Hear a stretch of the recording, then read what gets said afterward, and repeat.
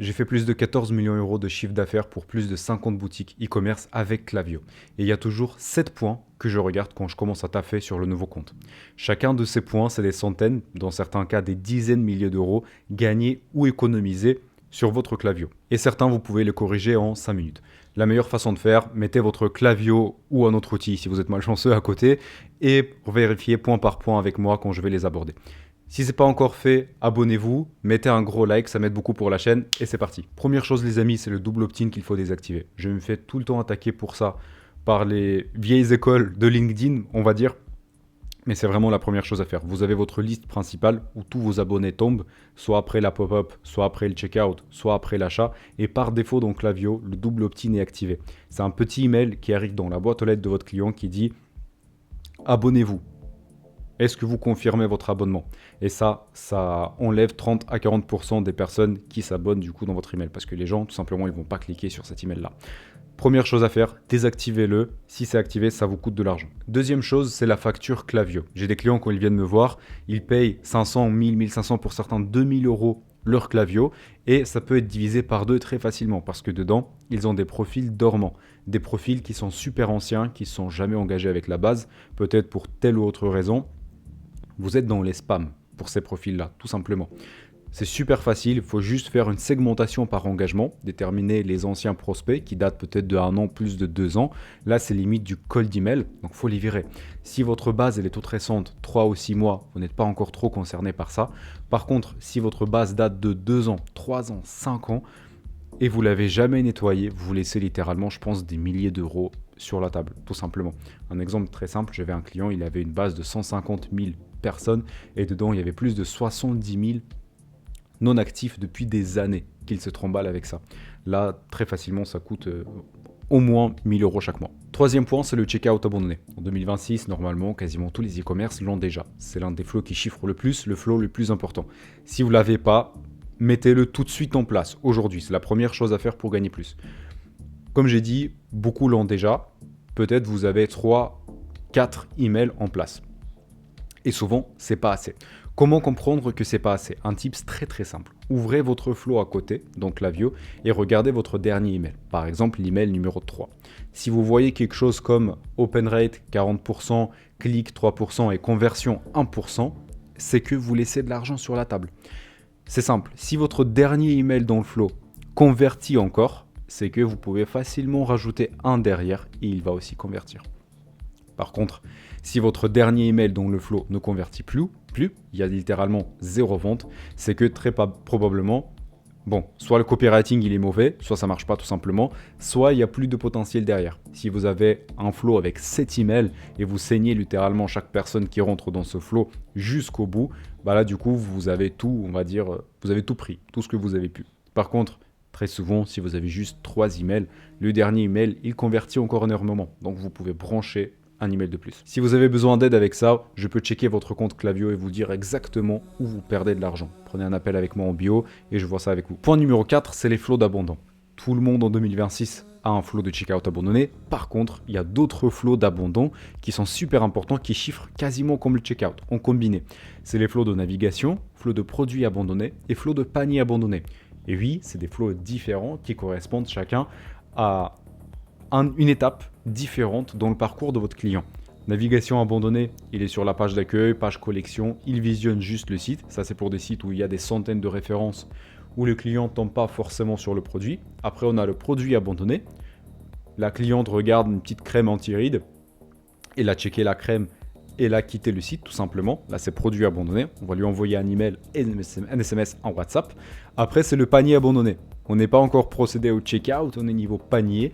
Et là, pareil, c'est une autre étape. Il faut aussi l'activer, 3-4 emails pour récupérer un panier abandonné. Si vous ne l'avez pas encore, c'est une fuite d'argent. Cinquième point, c'est le post-achat. C'est l'un des flows les plus importants quand vous accueillez un nouveau client. Si vous êtes en drop, si vous avez des clients one-shot, on s'en fout un petit peu parce que tout ce que vous pouvez faire, c'est un cross-sell instantané et après, votre client, il revient plus jamais si vous faites votre boulot mal. Si vous faites votre boulot bien, vous avez une belle brand ou même un drop où vous livrez super vite, vous avez un service client exceptionnel, vous pouvez faire de la rétention. Ça veut dire que vous pouvez augmenter le LTV de chaque client qui arrive chez vous, vous pouvez lui vendre à nouveau, faire des questionnaires après achat. demander des avis pour booster votre Trustpilot, pour faire ci et ça. Il y a vraiment énormément de choses à faire. Dans le post-achat, il y a quelques tips que je peux vous donner tout de suite. Premier tips, essayez de faire un upsell tout de suite après le premier achat. 30 minutes, 1 heure après, essayez de vendre autre chose. Même si vous avez déjà des upsells dans votre Shopify, dans la boutique tout de suite après l'achat, ou même dans le panier, mettez un upsell aussi par email. Ça va vendre plus. Deuxième chose, mettez un questionnaire. Pourquoi est-ce que la personne elle a acheté? Est-ce qu'elle avait des doutes avant d'acheter, etc. Ça vous permettra d'affiner votre marketing derrière pour les ads, mais aussi pour les emails. Troisième chose, demandez toujours les avis pour votre Trustpilot. Utilisez des petites techniques, vous savez, pour rerouter les 5 étoiles vers le Trustpilot et rerouter les 2, 3 étoiles, etc. vers un petit Google Form. Si vous ne savez pas comment faire, j'ai des vidéos là-dessus où vous pouvez me contacter, je vous explique tout ça. Aussi super important, ce qu'il faut vraiment comprendre dans la psychologie de votre acheteur, c'est là où il achète, où il a des fois encore plus d'objections qu'avant l'achat. La personne, elle achète et elle ne sait pas est-ce qu'il a fait une bonne décision. Est-ce que c'est pas une arnaque? Est-ce que le produit est de qualité? Est-ce qu'on peut faire confiance à cette marque-là? C'est pendant l'achat, quand elle a acheté mais n'a pas encore reçu son produit, c'est là où dans sa tête, elle a vraiment plusieurs doutes. Et si on arrive à lever ces doutes-là, dans ce cas-là, l'expérience de la personne avec votre marque sera beaucoup mieux. Et c'est là où il faut envoyer de l'éducation sur votre marque, sur la brand, sur les produits, envoyer les avis clients du coup en post-achat, et c'est là où la personne va être encore plus rassurée. Sixième point, c'est la pop-up. Je vois très souvent les pop-up de 3%, 4% de taux de conversion. Ok, c'est de la perte d'argent, vous laissez de l'argent sur la table. Vous pouvez aller facilement jusqu'à 8, 9, 10% si c'est bien fait. Il faut prendre en compte que si votre boutique fait 200, 300 000 euros par mois, à partir de ça, c'est compliqué de booster plus parce que ça dépend aussi de la qualification de trafic. Plus vous ramenez du trafic sur votre site, moins il est qualifié parce que du coup, c'est large, vous tapez dans des audiences larges et moins votre taux d'abonnement, il est important du coup. C'est un peu cette technique-là sera à respecter, mais si vous faites 50, 100 000 euros de chiffre d'affaires, il y a zéro raison pourquoi vous ne pouvez pas mettre un taux d'opt-in à 7 ou 8%. Si vous ne savez pas quoi faire, mettez une roue d'hasard qui tourne, et là c'est un taux d'opt-in à 10% assuré. En tout cas pendant les prochains 4-6 mois, jusqu'à ce que ça devienne complètement saturé. Point numéro 7, c'est les campagnes. Si vous avez une liste d'emails minimum de 2000, 3000 acheteurs, et vous ne faites pas au moins une campagne par semaine, vous perdez de l'argent. C'est très clairement. Prenez Claude, prenez votre site, mettez toute la data que vous avez dans Claude sur votre site, les ads, etc. dedans, et demandez-lui de faire au moins les plain text si vous n'avez pas le temps. Un point numéro 8, un petit point bonus, c'est le WhatsApp. Si vous n'avez pas de WhatsApp en 2026 en France, vous laissez de l'argent sur la table, mais énormément. C'est vraiment le canal à brancher maintenant, début mi-2026, qui va vous permettre de gagner beaucoup plus. L'email devient très saturé et en France, en tout cas, pas encore toutes les marques sont sur WhatsApp. Ça commence à s'accélérer. Je pense que Q4 2026, littéralement toutes les grosses marques, toutes les grandes brands y seront. Donc ça va être peut-être saturé, mais en tout cas, vous avez encore quasiment toute l'année à faire. Et vraiment, il y a beaucoup d'argent à prendre. J'espère que cette vidéo vous a aidé un petit peu d'identifier des fuites de chiffre d'affaires avec votre Klaviyo.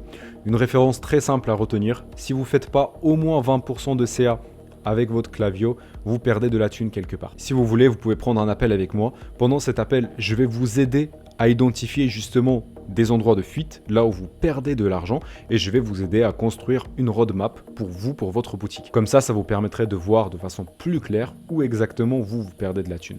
Et après, soit vous pouvez le faire vous-même tout seul de votre côté, soit je vous proposerai un service de mon côté de la mise en place. Et pour finir, je vous propose d'aller voir cette vidéo sur le checkout abandonné quelque part ici. C'est quand même le levier le plus important aujourd'hui dans Klaviyo pour chiffrer de façon automatique. Allez-y voir ça et je vous dis à bientôt.